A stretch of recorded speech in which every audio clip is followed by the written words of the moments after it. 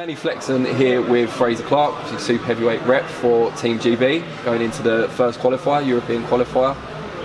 Was it a formality, you being picked, as harsh as that might sound on some of the other guys? I don't know about formality because there's that much talent on this squad that I don't think anyone should think it's a formality. Maybe Pat McCormack because he's a bit special, but anyone else, you know, if you take your foot off the gas, there's someone ready to step into your shoes. So obviously I've been boxing well, I'm experienced, I've been here a long time, so and I'm training hard, and the coaches see that, so I hope I give them, you know, an easy decision to make. But formality, no one in this squad gets anywhere without putting the work in. So do you feel like you're coming into your best form at around the right time? And also, who do you feel are going to be your biggest threats at the qualifier? Yeah, 100%. I feel like my experience is really starting to show. I'm starting to actually become an athlete, because for a long time I was just like a chubby kid that did a bit of boxing and bang a bit, yeah, could fight a bit, but now I'm starting to feel, you know, fit, strong. I'm living the life a lot better, I'm being a lot more professional with everything, so it's all helping, it's all building towards, you know, Olympic champion. That's what I look at. I look at the ingredients it takes to make an Olympic champion, and all them things which I've just said. You know, you've got to bang on with all of them. I've got a tick list, and if all of them things aren't ticked off, if there's one or two things missing, you won't quite get it. And that's what, you know, that's what I've been told. That's what a lot of the coaches tell me as well. So, as for people to look out for in the European qualifier, I think there's all the Europeans is Europe's known as a tough category. Do you know what I mean? So it's one of them that the Ukraine representative is European champion. I lost to the German in the European Games. Spanish, you know, I lost to him a few months ago. The French guy I beat in the Worlds, he's come back over here sparring since, gave me a hind in, mind you, because I was a bit unfit. But you know, there's people out there. Well, let's put it this way: it's a top 4 for me, and there's definitely 6 good enough people to qualify there. So you know, you're gonna have to be at your best. You talked about those little kind of marginal gains, the little things that can make a difference. What's the key things for you that you've had to change? For me, it's lifestyle. Like I think the late nights. Like I say, I'm dead honest. I'm from Burton-on-Trent. We make beer. I grew up drinking pints of beer. You drink it rather than make it. Yeah. So you know, it's just them little gains like that. And you know, the diet for a big fella is very important. Optimum weight, getting the road work in, getting the strength and conditioning in. And it's just, I think for me, a big thing for me is attendance, making sure every session is nailed on and 100% given in that session. That way there, tick it off, like I say, and I feel better for it afterwards, you know what I mean? Them things that should come standard at times with me, and like I said, dead honest, sometimes it's been 50% session, 60% session. That's gone out the window, you know, for a while now. My mentality's changed, and I see what it takes now. You know what I mean? I'm surrounded by great fighters all the time, from the amateurs to the pros. You know, Andy Joshua, Khalid Yafai, Josh Boazzi, Lawrence Okoli, just to name a few of these people that I speak to regularly, and I see the way they're living their life, and I see the achievements they've made as amateurs and now as pros. So I take a lot from them. Do you remember where you were and what you were doing when Joshua won the gold at London 2012?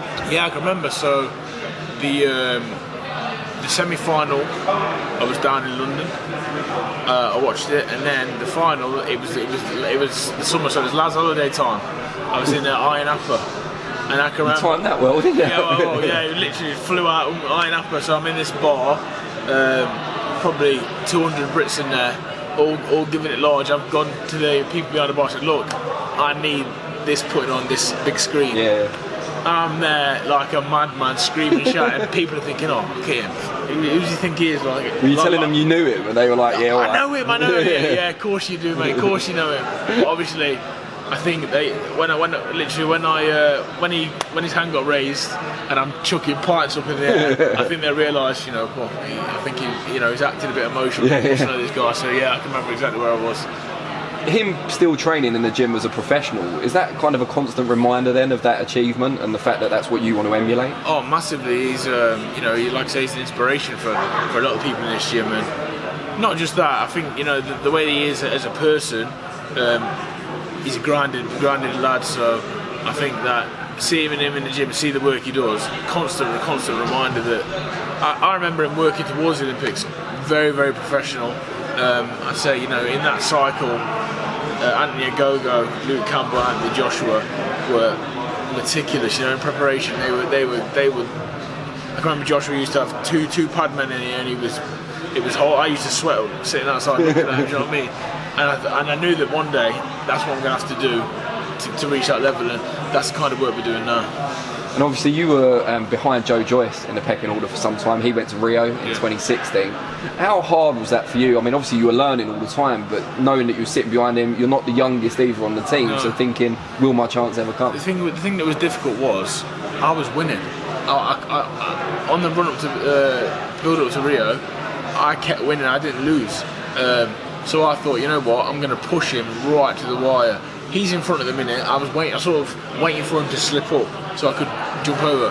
In credit to Joe, he was winning too. So as he was getting further up, I was behind, but I could never take over. Yeah. And it's credit to him, like I said, when it comes to the decision of who's going to go to the Olympics and who's going to go to the qualifier. I can remember this time of year, Rob rang me. He said, look, you've done fantastic. You're doing amazing. He said, if you look at Joe's accolades, there's no way I can pick you over his. European medalist, world medalist. He doesn't lose.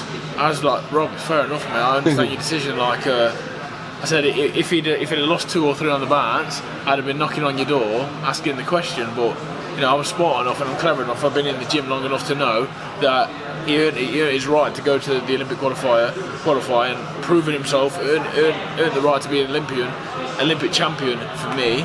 Ended up with the silver medal. But yeah, so the way these coaches work, they're fair and they've been around long enough so that they know when they make these choices, it's the right choices. And now it's your time though, you must be delighted, the focus is all on you.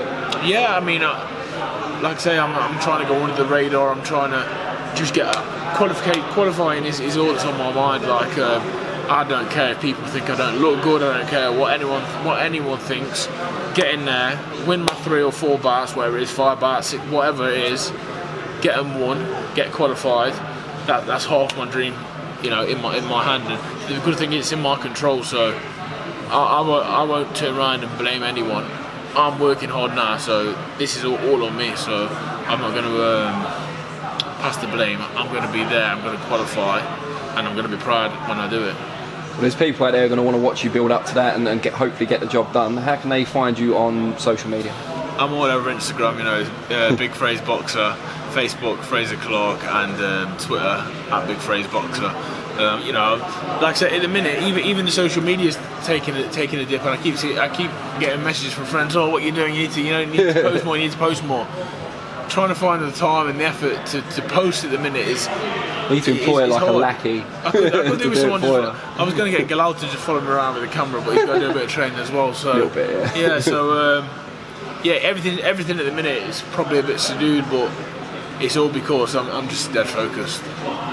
Brilliant. We wish you the very best. I appreciate it. Nice one.